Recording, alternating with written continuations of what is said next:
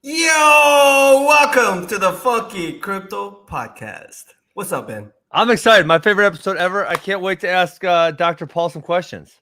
Let's bring him in. Hey, Dr. Paul, how you doing today? I'm doing fine. How are you guys doing? I'm doing great. Very excited for this interview. I don't know if there's ever an interview I've been so excited for. Yeah, there's no reason. Well, you know what? I'll tell you what. We want to ask you about sound money, which is something we talk about on the show. And in order to prep for this, I reread your book, End the Fed, which you wrote. You wrote it in 2008, correct? Yes, that's correct. Okay, and I couldn't believe. I felt like, I'm going to read some of the quotes, but I feel like you could just take that same thing and literally apply it to what's happening right now. And it's like crazy. The exact same thing. So let's talk about this because I bet your feelings haven't changed. So one of the things I thought was really, this is from 2008. This isn't from today. Interest rates are driven to zero and $1 trillion are pushed into the economy with no evidence that any problems will be solved. The authorities remain oblivious to the fact that they're only making our economic problems worse. Do you feel the same way as you did in 2008? Maybe things are a little worse. Oh man. How much worse can you get? How far below zero can you go? No, things are bad. I'm not surprised if anything has happened since 2008. They claim the recession ended in 2009 and we had economic growth and we've done well and all the stats were just great. But the thing of it is, I think the problems that we're facing now is just a continuation of 2008. It's the same. It was the same downturn. It's just getting much lower and much more spread. I think we live in very dangerous times for many reasons, not only financially, but our civil liberties being under attack too. So we should be alert to what's going on in the world. Yeah, absolutely. I know I listened to Caitlin Long. John, I think you listened to her as well. And, you know, she made the case in 2008, I believe they printed $2 trillion. And for this one, it's like you just have to keep papering over a bigger hole because now it appears it's going to be, I don't know, 6, 7, 8, 9, 10 trillion dollars that they're going to have to print. And so, you know, I know that's something you talk about is that they just keep having to fill this deeper gap over and over again. Right. And, you know, in the last several years, there was always the claim everything was perfect. The market was great. Employment was high. And there was no inflation, which was a lie because printing money is inflation. And sometimes it goes to different places. Sometimes it go into bonds and sometimes into stock. So there was a lot of inflation. Even right now, the stats are that, the inflation is not all that bad. But it's horrendous for some people because where the money is going right now is into just those general living standards. You're buying food. Mm-hmm. There's a lot of inflation. So I think there's been a significant shift on where the money, the dollars are going. It's been in the finances. It'll continue to prop up the stock market and the bonds, but it's also going to hurt the average person with the pocketbook because I think the standard of living is going to go down. People lose their jobs, but they're going to lose their income too because of the inflation. And I think that's what these statistics this past week shows. Food prices are going up for those people who have already earned the right to go to a store and buy their food. You know, that's really a couple problems that we have there. Yeah. So Ron, you know, back in the days, everybody thought you were crazy when you were saying end the Fed. Now you're looking like a prophet or a genius now. But let me ask you a quick question. You know, we printed like $1 trillion like within a month. So my question is USA following the same path that the ruin that the Roman, Spanish, British Empire, and even Soviet Union? Are we following the same path that they went on? Absolutely, but I think it's moving faster because when there was a decline of the Roman Empire, it was through inflation and all, but it lasted a good many years, 100, 200 years to just gradually fade away, but they destroyed their money. But I think it'll move more rapidly now because the bubble is so big. They print more, they create more than $1 trillion. Some days it's, some weeks it's 2 and 3. I bet they're up to about $6 trillion. The debt is skyrocketing. And I think because of the modern age and the technology, information spreads more rapidly. So if there's going to be a runaway price inflation for the average person, it's going to move rapidly. And I think that's what we're moving to. And if the other, signal for that, of course, is what do the precious metals do? And they're sort of signaling that there's too much paper money out there.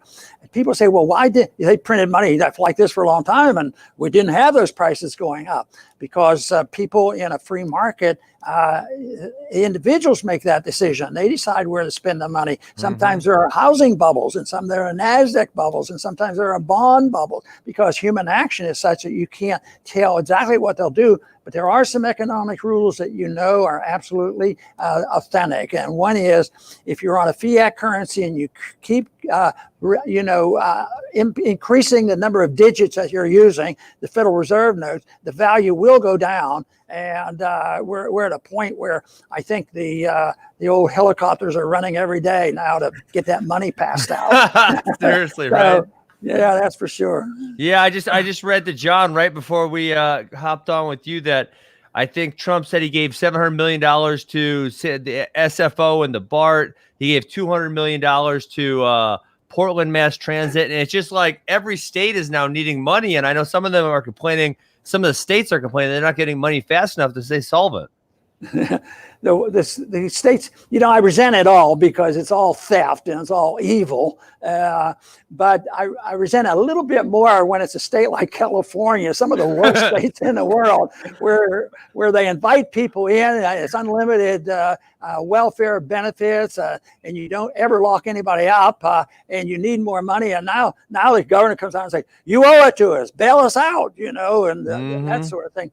So, but everybody's going to have to deal with it. And my statement I've made for quite a few years, maybe all the way back to 2008, when you live beyond your means, you're destined to live beneath your means. And we know that as an individual. If you borrow too much, an individual, still even today, the bank might say, hey, we're not going to loan you any more money. In a nation, it's a little bit different. You always have to pay back. And the way you pay back and you suffer the consequence is the destruction of money. So you don't, the markets always want liquidation of the debt and the malinvestment, but politicians and people want inflation. And for a long time they can get away with it. And the people who really rip us off are the ones who run the reserve currency of the world. And of course, that's the United States. We have had a free ride, but you can't say that. I wouldn't want to say that on your program or anything, because that would be unpatriotic to say that because that would ruin the scenario. No, how could you say that? It's all China's fault. China, yeah, they have a lot of problems. Believe me, I'm not moving. I'm not moving to China. But I'll tell you what. Me neither. But I'll tell you what, though, we should look to ourselves. When we criticize, we frequently would have bills in the Congress where we're criticizing another country. They're not following, protecting the civil liberties of their people. And I would bring up the subject, well, they probably aren't, but why don't we deal with the abuse of our civil liberties here at home first? And sometimes every once in a while, one person would agree with me. Yeah, well, I agree. I agree with you 100%. I guess we want to stay on monetary policy, but you're going there, I guess. So how do you feel about the states locking down and telling, my business has been shut since March 13th. I think we're going to open up on June 1st. How do you feel about states telling businesses that they can't be open? Well, I hate it. But I also despise the division that happens with the type of money system we have today, because the wealthy do benefit, and there's a discretion differential there. The wealthy, you get wealthier, and the poor get poorer. And that's happened all along in the formation of the bubble. But even when the bubble crashes, after the housing bubble crashed, the people who rigged that whole system, they got bailed out, but the people who had their mortgages, they lost it. But right now, just think of it. The small businessman, people who cut hair and different things like that, they have had to be closed down. I don't know where all the policemen came from, because they were in and out of all these shops arresting these people. Seriously. At the same time, some of the big sales companies like Walmart, they had their best time ever, because they had license to be open. And that's the rotten part of it. First, it's a system that automatically rewards the rich over the poor because they get the money first and the poor get the money last. But they also, the way it's rigged too, way they distribute the funds. So the Fed's there to finance it. The Congress there is to help divvy up the loot and stay safe in their office. Oh man, I love it. You know what I don't understand? I don't understand how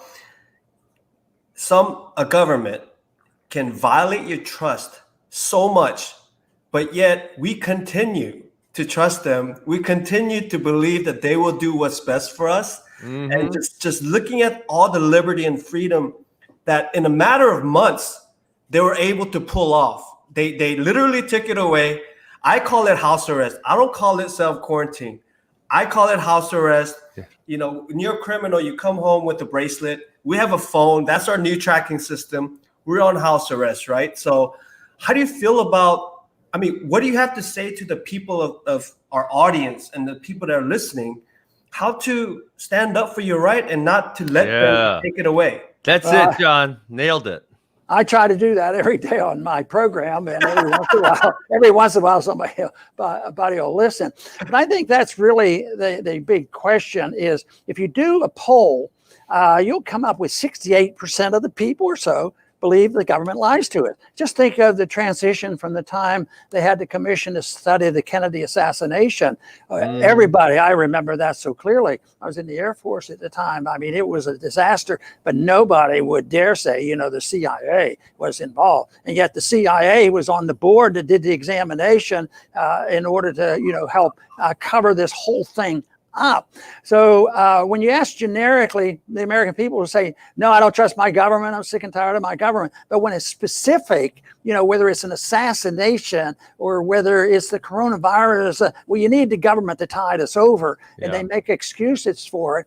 But the tool they use is fear. They have to have fear enough for the people to capitulate until it gets so bad. You know, what I've worked on ever since, the 60s is trying to answer your question is why did the people and why did the politicians support the war in Vietnam? It was so atrocious. And that was one thing I took a personal commitment to. If I ever was in a position where I could talk about the goings and comings of war, I would certainly try to alert the people, which I did my very best to tell people let's not go into Iraq and the Middle East, and yet they did. Now, Vietnam ended, even though the people, if you'd have asked them even before the war started, would you like to send a lot of troops to Vietnam and save liberty for the world? Well, they never get the question. It's done in a sinister way, keeps building until they put a guilt trip on the average person, and they put a heroic trip on the people who go and fight and die because they become heroes. They are warriors of heroes, and they are pumped up. But it takes a long time. Vietnam took a long time. The French were there 10 years. We were there 10 years. We lost 60,000 people. And finally, the people woke up, and it wasn't the Congress, wasn't the elected official. The people went on strike, and they raised Cain in the 60s. And that's what we need more of. And that's why I'm encouraged right now, because we are seeing the resistant movement building. Maybe it'll come a little bit sooner, but I thought it would come after the Patriot Act. But no, the Patriot Act is never was able to arrest a bad guy, but it's still here and it gets renewed. So hopefully the people wake up sooner, and that's what your job and my job ought to be. Yeah, I do feel that, you know, people waking up for sure. The coronavirus has woken up a whole new brand of people. I joke that my mother-in-law was sending me Alex Jones videos. That's kind of dangerous. Hey, let me bring us back to monetary stuff. Ron, I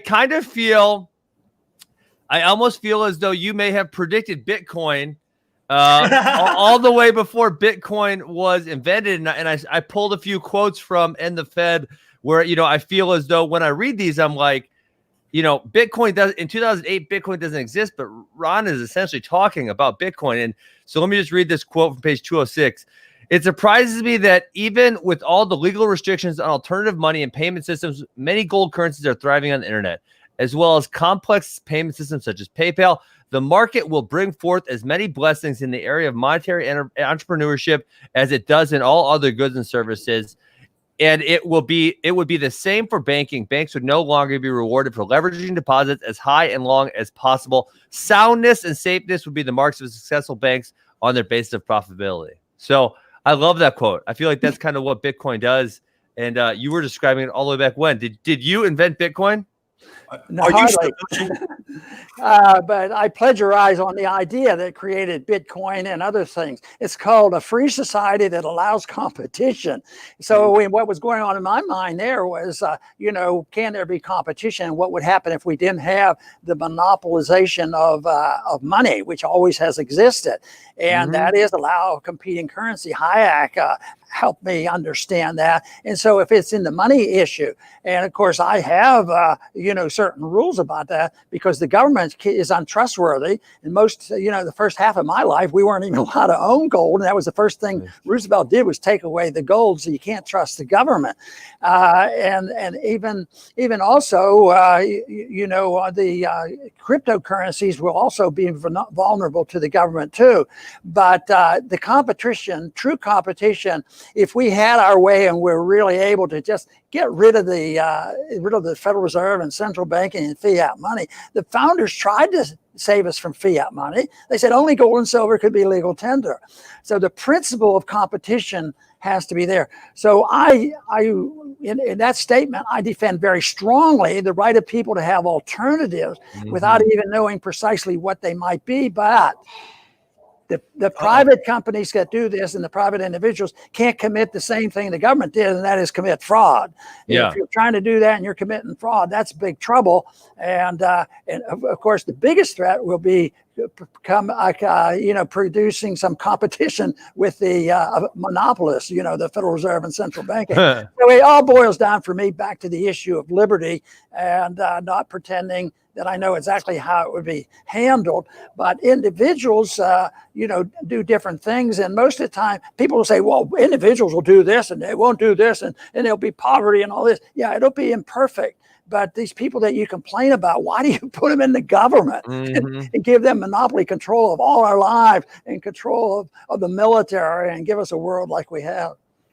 So, I mean, if we give up our liberty, the government never gives it back, right? Once they take it, they never give it back, and they chip away a little at a time. And by the time that years pass by, you realize that, oh my gosh, they literally took so much liberty from us, right? So I take it that you're for decentralization, because the one thing I love about Bitcoin and Litecoin is that it's decentralized. No central entity can control it and own it. So what do you think about decentralization of money and companies even? Well, I think that it should be used, and the people that understand it should do it. I think all transaction ought to be voluntary. Voluntarism sort of answers the question too, absence any fraud, and that should be the case.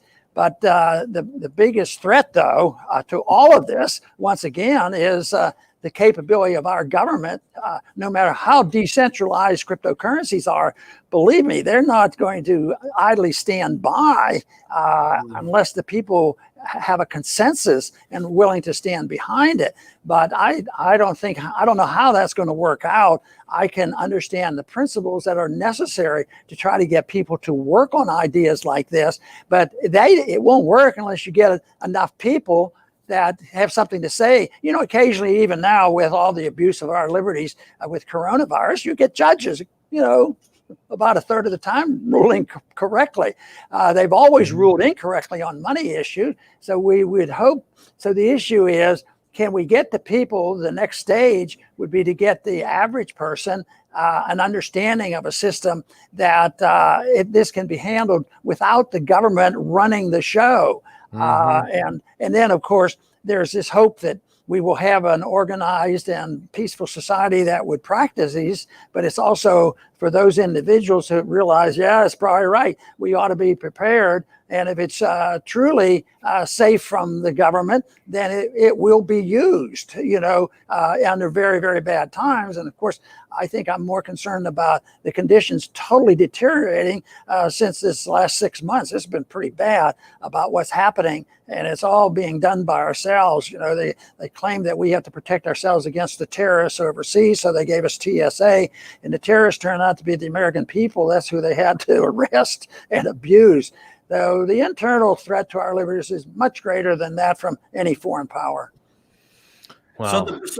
So the biggest lie that the citizens can believe is the fact that we don't have the power to rise up, right? Because so many of us think the government is so powerful and we are so weak, and there's not much we can do. But there is strength in numbers. If we really came together, we can literally change things in the government, right? Yeah, we can, but the most powerful thing is the ideas. The ideas make all the difference in the world. It was ideology that gave us the really, really evil authoritarianism of Nazism and communism, but it's the ideas of the planned economy and Keynesianism that everybody in Congress and every place else have been taught that it's okay to deficits aren't bad and printing money is good and government helps people and you have to be humanitarian. So it's ideological. And that's where I think we're making some progress. You take a look at what the Mises Institute has done over the many decades now. So it's ideological, and it's not the numbers at the beginning. It's the recognition that ideas have consequences. And then when you can rally the troops, the numbers are very important. So this is the reason why we should be encouraged that there is now a resistance against this abuse of our rights over coronavirus. Because people are acting in that way. So that the ideology about liberty has been around, so now people are acting on it and able to defend themselves. But I think the strongest defense is, well, two. I think one is the moral argument. You have a right to your life. And the second is the practicality of it. Look at what they give us. Oh, you love socialism. Yeah, like Venezuela. I thought the irony of all that, what I saw today was we're really clamping down because we don't want Iran selling oil to Venezuela. Here in Venezuela has all this oil, and we try to destroy Iran, and they want to send oil to Venezuela. And people say, well, maybe socialism is bad. No, it's an ideological struggle, and you can pick bits and pieces of it, but ultimately it's not all that complicated. We have a right to our life and our liberty, and we ought to have a right to keep the fruits of our labor. That's all it is. But you have to assume responsibility for yourself. Yeah, awesome. I think that's all we have. Okay. Ron, I got one last question. Last question. Do you remember coming to the Litecoin Summit last year? Which one? Litecoin Summit in Las Vegas. And do you remember Charlie Lee? We ate dinner. Yeah, I remember that. I remember so Charlie Lee wanted me to ask you a question. He asked if you still have the ballet wallet with Bitcoin that Bobby Lee gave you. I do. You do? Okay. Nice. He wanted to know that. I keep going into McDonald's and they won't take it from me. when McDonald's takes it, I will really get excited. I ask you, how much is that Bitcoin worth? Mr. Ron, I promise you, within this year, I will contact you and let you know that you can spend Bitcoin or Litecoin at McDonald's. Oh, boy. Boom. There we go. Boom. Awesome. Thank you, Ron. We appreciate it. Good to be with you. Have a good day. Thank you very much, Ron. All right. Oh, man. That was awesome. Crazy, dude. Crazy. All right. So today, I want to share with you guys a pretty big news that just dropped about Litecoin. We have a new partnership. So I want to play this video real quick. You guys check it out. If you're a little bit older, you know what this is about. So I'm waiting to see, John. I'm excited.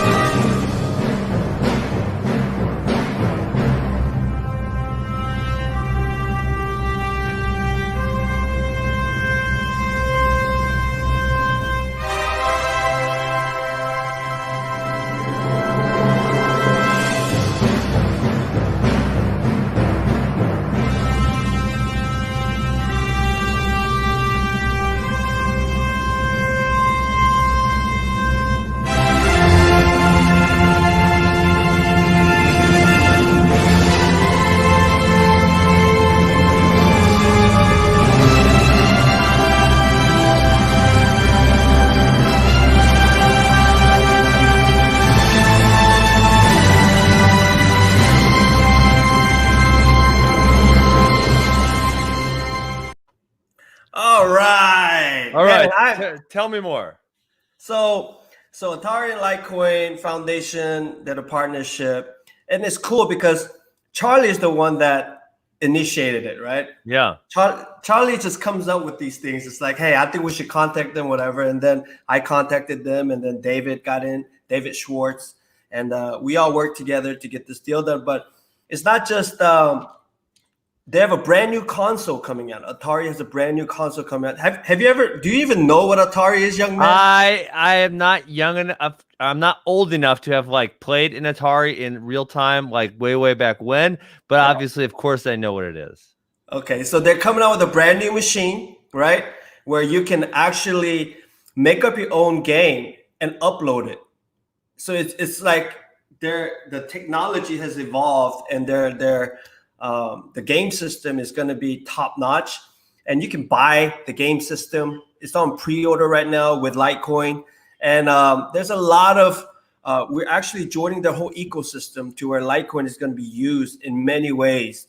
And there's this partnership with hotels and stuff too. So, I mean, this is not just, you get to buy Atari game console with Litecoin. This is a partnership where we're opening up a whole new avenue to where Litecoin can be used as payment. So this is a very exciting news. And it was hard, man. It was hard keeping my mouth closed because I know a lot of old people like me appreciate when we were joystick and our finger would get blistered up and stuff. And it's about time they made a comeback. You know what I mean? Yeah, I mean, I think you're not that much older than me, so I think I only missed by a couple of the Atari thing. Nintendo was the thing when I was a kid. Oh man, Super Nintendo too, right? So Nintendo's first. Super Nintendo came, I don't know, maybe like 4th grade or something. Yeah, so somewhere around there. So I'm not like I never played Atari. I can't tell you too much about it, but I know what it is. So about BlockFi. I mean, we want to thank our sponsor, BlockFi, right? Absolutely. Our beautiful sponsor, BlockFi. And it's scrolling. I think scrolling down there, so you can check it out. And also, I have to give shout out to this company right here. This is cp3me.com. They convert a portion of your pay in Bitcoin, Litecoin, Ethereum worldwide. So whenever you get a check, right, direct deposit, you can take 1%, 2%. You can control how many percent, and it just converts into Bitcoin and Litecoin, Ethereum into your wallet automatically. So I just want to give shout out to David Schwartz, the CEO of Cornerstone Global Management, which is cp3me.com. And I'm also the co-founder, but the reason we're doing this is because David is the one that hooked us up with RonPaul, and we promised him we'd give him a shout out. So hey, let me ask you this, John. What did you make of the J.K. Rowling thing? I thought it was really goofy. And people got so excited about her mentioning Bitcoin. I thought it was kind of weak by the crypto Twitter community. Man, I think she trolled us, dude. Yes, that's exactly what happened. That's what I'm saying. It's like, you know what? It's kind of like, John, I'm going to tell you what it's kind of like. It's kind of like when the hot girl gave the dorky kid at school a little bit of attention just to mess with him. And you know, that's kind of what it was like. And then, you know, all his friends went nuts about it. And there was really nothing there. You know, it was just like, she was probably drunk. It's kind of true what you just said, because most of the Bitcoin guys are kind of nerdy. Well, I don't think J.K. Rowling's very attractive or anything, is she? Well, not really. She's kind of old, and she was actually drinking a lot when she was tweeting about Bitcoin. She said she was drinking some old-fashioned some alcohol, but I just felt very kind of offended afterwards because you know, she just kept trolling. Like she posted the other day, like, hey, you know, maybe I have a bag of Ethereum that I'm trying to pump. That's why I was trolling Bitcoin. So I mean, but she didn't even know what that was. I guarantee she just picked that up from her mentions somewhere. But you know what? I think it was good. It was good. It was trending, right, for a while there. So. But that's the thing, John. So that's the thing. It's like, I feel like crypto Twitter has to stop being so effing needy, because it's like, yeah, she trolled you. True. That's not like raise the roof. She trolled us. That's like, shit, we got trolled. That's kind of embarrassing. Dude, can I be honest? What? I hate Harry Potter. I don't even watch it. I haven't watched Harry Potter. You I don't couldn't know. pay me enough money to watch it, so I had to look up who she was to find out who J.K. Rowling was, right? Yeah. But the whole crypto people, the Bitcoin nerds, they were like, "Oh my God, it's the writer of Harry Potter." I was like, I don't even know this lady. Yeah. Hey, look, They when went Ben nuts. Askren says Litecoin, I'm excited. When Eddie Alvarez says that I finally, hey, how about we talk about that real quick before we leave? Okay. So Eddie Alvarez said, "Okay, you got me, Ben. You got me. I'm finally buying my first Bitcoin."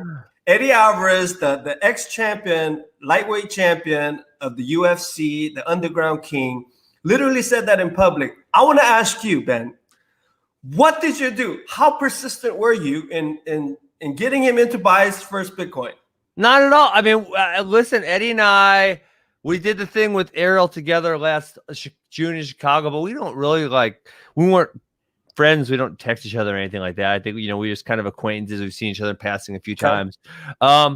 And so, I think he just saw me tweeting about her or something. And, I mean, it wasn't like a personal conversation. No, and so just gained interest. And, he's really, it's so funny because then all the crypto haters come out on Twitter. You're an idiot. You're going to lose all your money. Like effing Eddie Alvarez, who bought one Bitcoin. I think he said he bought it at $8,800, I believe. Like he only has $8,800 to his name, and if he loses it, he's just done. He's bankrupt. Like, come on, man. And so he kind of felt the need to defend himself. He said, "Well, I own stocks and I own real estate, and I'm doing pretty well, and I want to venture off into this also." Yeah, I mean, he's obviously a very intelligent human being, and I think most intelligent human beings. I think most people who hate on crypto on Twitter are really stupid and insecure. I'm so serious, John. John. Shots fired. Oh my gosh. John, have you ever heard a really, really smart person? And I'm not talking 5 years. I'm not talking 5 years ago, right? When, say, Jamie Dimon was bashing because now JP Morgan is working with Coinbase. Okay. I'm not talking about 5 years ago. I'm talking about, say, in the last 6 months. Have you ever heard any really, really smart investors saying Bitcoin's a scam? No. Because I don't hear any smart people say that. I hear stupid people on Twitter saying it, and that's about it. Dude, Chamath, right? The guy who invested in Facebook. He's what? Galaxy something. Yeah. He owns. He's a billionaire, right? Peter Schiff's not an intelligent investor either. He doesn't count. I work with behind the scenes. I work with MIT graduates, right? People who worked at NASA, people who worked at American Express, and these guys are 100% all in on Bitcoin and cryptocurrency. So you're right, dude. And you got to admit, Ben, a lot of the fans that you have on Twitter. Yeah, no, they're dummies. You're right. But anyways, dude, it was awesome podcast with RonPaul. Hey, who do we have next week? Next week we have Torsten Hoffman. He's coming out with a film called Cryptopia. I got a sneak peek at it. I believe you did too. It looks pretty cool. We have an awesome lineup. So John, we have him. We got Samson Mount. We got Zuby. Is there anyone else? Am I forgetting someone? Zuby the rapper, and then we have Samson Mount. And then we have Dan Held. Dan Held. Oh yeah, I love him on Twitter. He's awesome. And we're gonna have Charlie Lee. Oh, nice. Because I told him that I know this great podcast that he needs to go on, right? Because I'm his assistant. I work with him. Yeah. And then he's like, well, I'm going to let you take care of it. Just book it. I trust you. There we go. I never told him it was the Funky Crypto Podcast, but it's true. Well, we'll ask him some good questions. All right, brother. All right. I'm out here. Peace. All right.